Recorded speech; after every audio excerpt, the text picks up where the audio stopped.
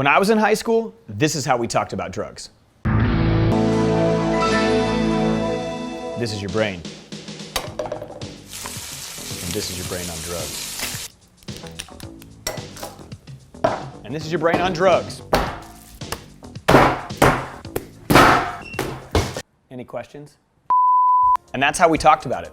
We didn't learn anything. We didn't understand why. We didn't know how to ask our friends who were going through issues what was going on or how we could be helpful. We got those kind of commercials. And the conversation today, it honestly hasn't really changed. Some of you guys, you don't do drugs, you don't drink, but you know people who do.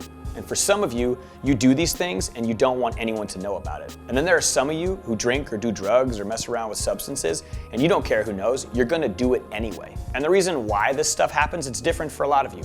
Some of you do it because you're bored or because you want a confidence boost. Some of you guys do it because you've got a bad group of friends and that's just what you do. And for some of you guys, you're dealing with things, you're going through issues, you've got trauma, something's happened in your life and you're using this to cope. I honestly believe one of the biggest reasons why so many people are flocking towards substances is because of detachment.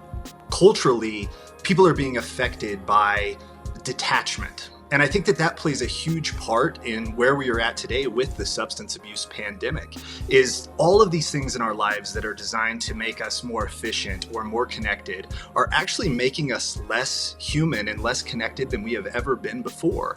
And I think that that detachment that's happening is programming people to seek forms of medication. And it isn't always substance abuse. Sometimes it's technology. Sometimes it's bad relationships. It's anything that allows you to detach and not have to feel present.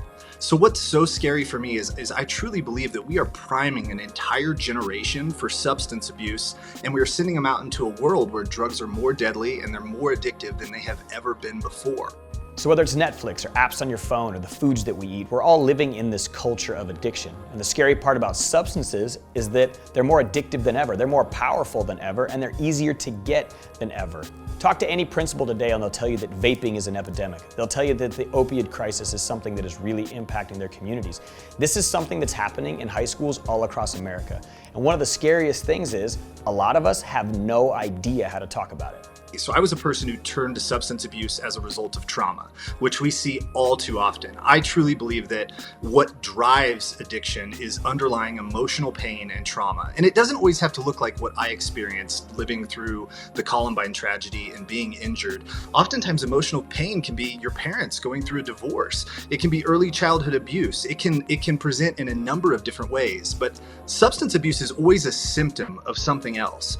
And so oftentimes people would approach me from the perspective of you need to stop using drugs and alcohol, when the truth was I needed to heal what was inside of me that hadn't been healed. I was medicating that.